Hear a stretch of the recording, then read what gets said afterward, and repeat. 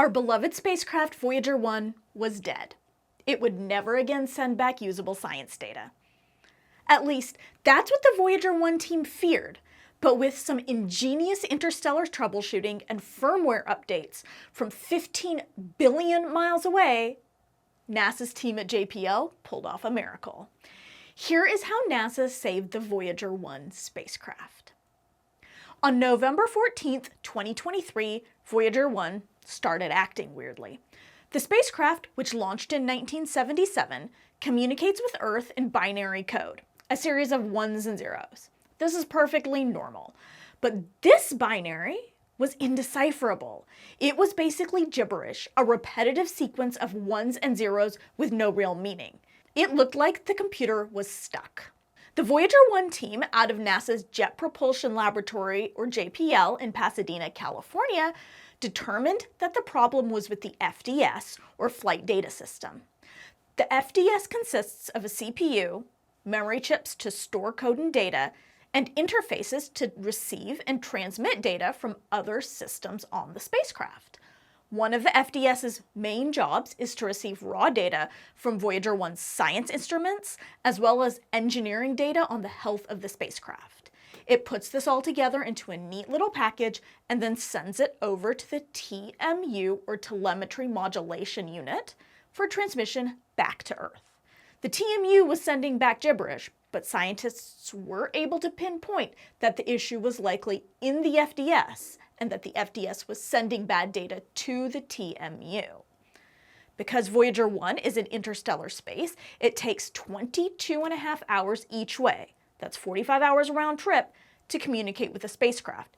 It's part of why troubleshooting is such a challenge.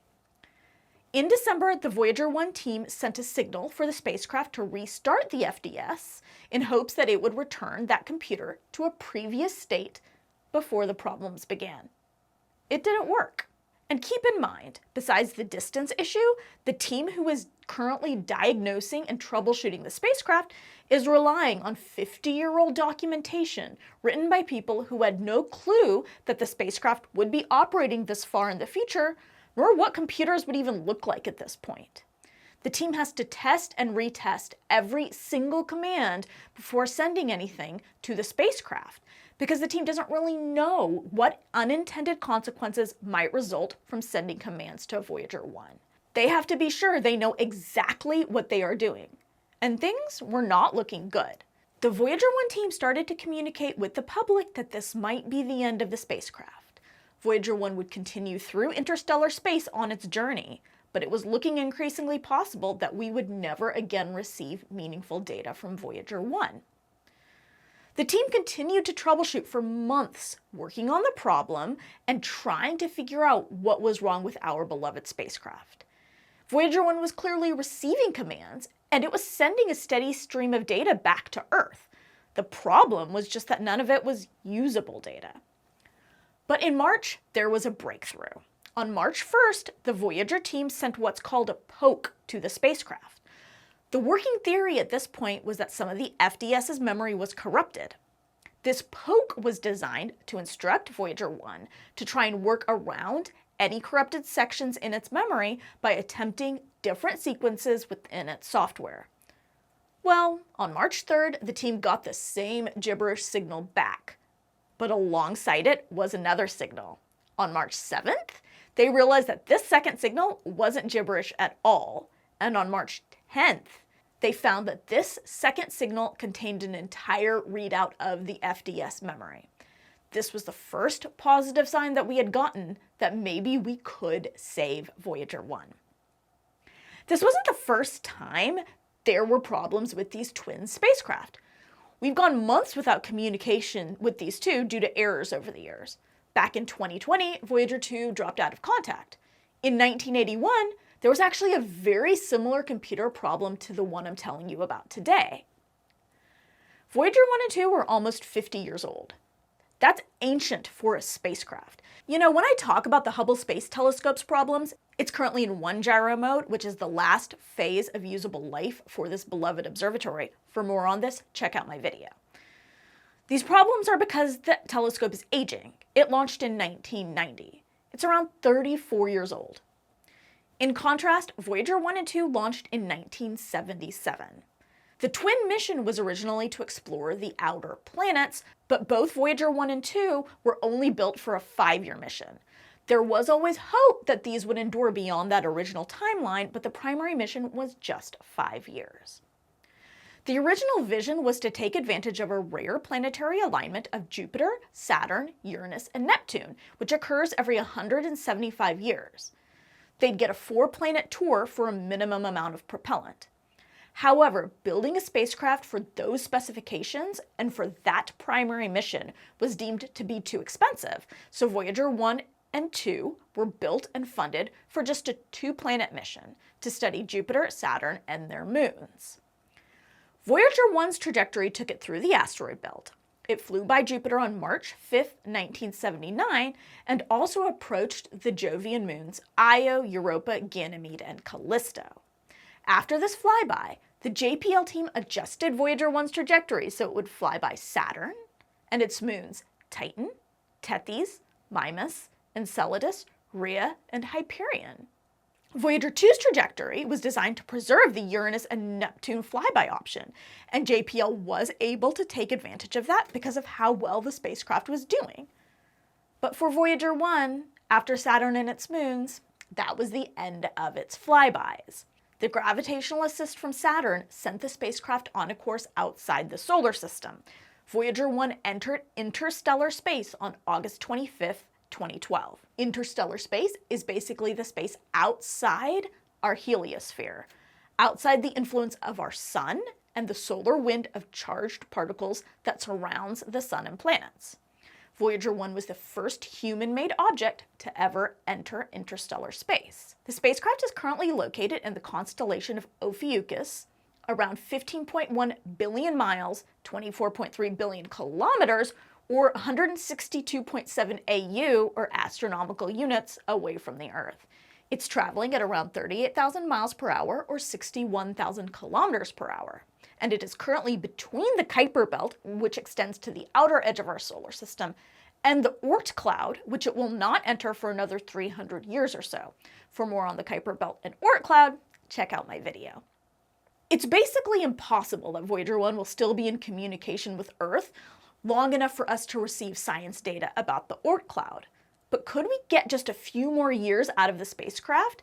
That's what scientists and engineers were working on. In late March, the team finally determined that the problem with Voyager 1 was indeed a corrupted section of the FDS memory. The readout they received on March 3rd contained both the software code as well as variables which indicate the spacecraft's status.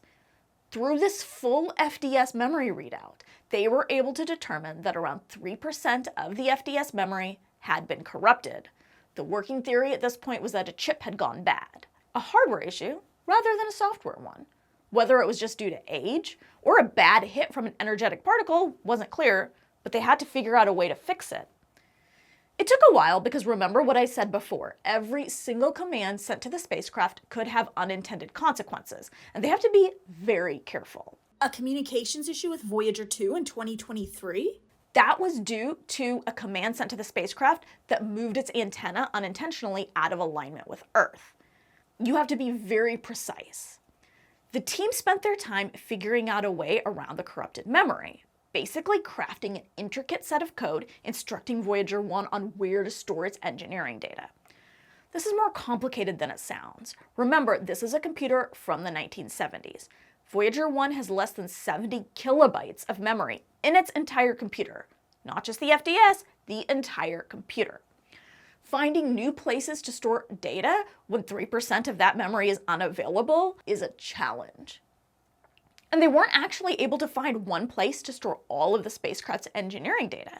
Instead, they had to find the available space and then program code that would divide the engineering data between these smaller spaces, but ensure that the code is written such that each piece knew where to find the next piece and the previous piece, so it would all function seamlessly as one unit. All from 15 billion miles away, with 22.5 hours of communication travel time each way. The team sent the new instructions to Voyager 1 on April 18th. Yep. Oh wow, that's There we insane. go. There we go. Insane. All right.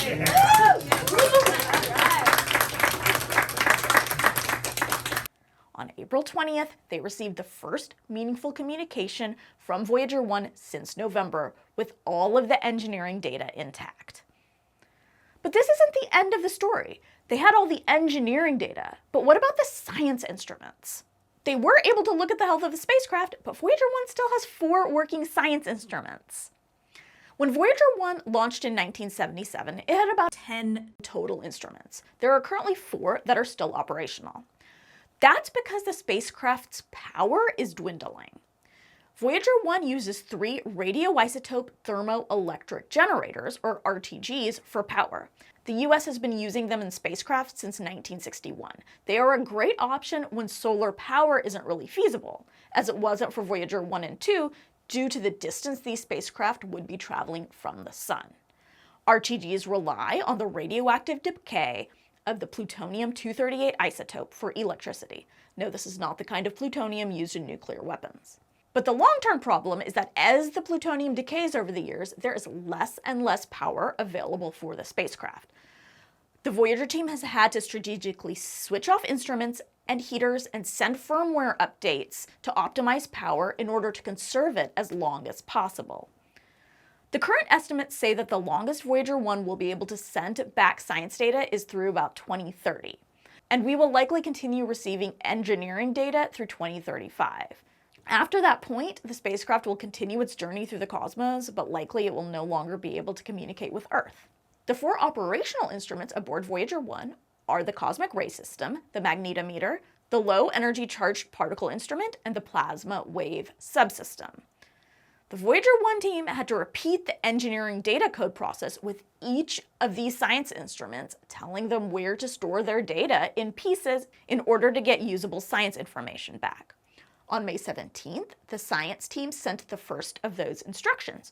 2 days later, they received the first science data in 6 months from Voyager 1, from the plasma wave subsystem and the magnetometer. 2 down, 2 to go. On June 13th, we finally got the last piece of good news.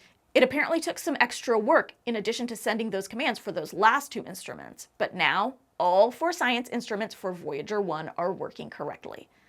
There's still some maintenance to do, which isn't a surprise. It's a 46-year-old spacecraft. But it's good to be at a point where all the spacecraft needs right now is maintenance. We're gonna have to say goodbye to Voyager 1 eventually, and I will be very, very upset. I know that time is near. But it's nice that we haven't had to say goodbye yet, and it's good to see the team cares so much about saving this little spacecraft that they pulled off the near impossible. And that is the story of how NASA saved Voyager 1. Thank you for watching. I'm Swapna Krishna, and this is Ad Astra.